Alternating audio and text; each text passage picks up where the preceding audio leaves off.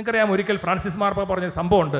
ജപ്പാനിലെ സഭയിൽ 200 വർഷമായിട്ട് അവരെ പിന്നെ വിലക്കി. 200 വർഷമാണ് no religion, no Catholicism in Japan. പറ്റിയല്ല എന്ന് പറഞ്ഞ് വിലക്കി ഗവൺമെന്റ്. 200 വർഷമായിട്ട് വൈദികരിൽ ആരുമില്ല, സിസ്റ്റേഴ്സ് ഇല്ല, ഒന്നുമില്ല. പക്ഷെ 200 വർഷം കഴിഞ്ഞപ്പോൾ അവിടേക്ക് സഭയ്ക്ക് പെർമിഷൻ കിട്ടി. പ്രിയപ്പെട്ട സഹോദരൻ, പെർമിഷൻ കിട്ടി. മിഷണറിമാര് വീണ്ടും ജപ്പാനിലേക്ക് വന്ന് ഇപ്പോൾ അവർ അത്ഭുതപ്പെട്ടു പോയി.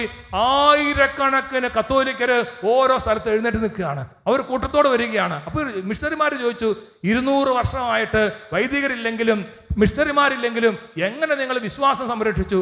അവർ പറഞ്ഞു, ഞങ്ങൾ തന്നെ മാമോസം നോക്കി, ഞങ്ങൾ തന്നെ കാറ്റിസം പഠിപ്പിച്ചു, ഞങ്ങൾ തന്നെ ശുശ്രൂഷ ചെയ്തു, ഞങ്ങൾ കുർബാന അർപ്പിച്ചില്ലെങ്കിൽ ബാക്കിയെല്ലാം ഞങ്ങൾ ചെയ്തു, വിശ്വാസം പകർന്നു കൊടുത്തു. ഇപ്പം മാർപ്പാപ്പ പറയാണ്, ഇത്രയും 200 വർഷം വിശ്വാസത്തെ വിലക്കിയെങ്കിലും 200 വർഷം കഴിഞ്ഞപ്പോൾ ഓരോ കുടുംബങ്ങളും മക്കൾക്കും തലമുറകൾക്കെല്ലാം വിശ്വാസം പകർന്ന് കൊടുത്ത് ആയിരക്കണക്കിന് ആൾക്കാർ വിശ്വാസത്തിലേക്ക് വന്നു. ഇത് വലിയൊരു യാഥാർത്ഥ്യമാണ്.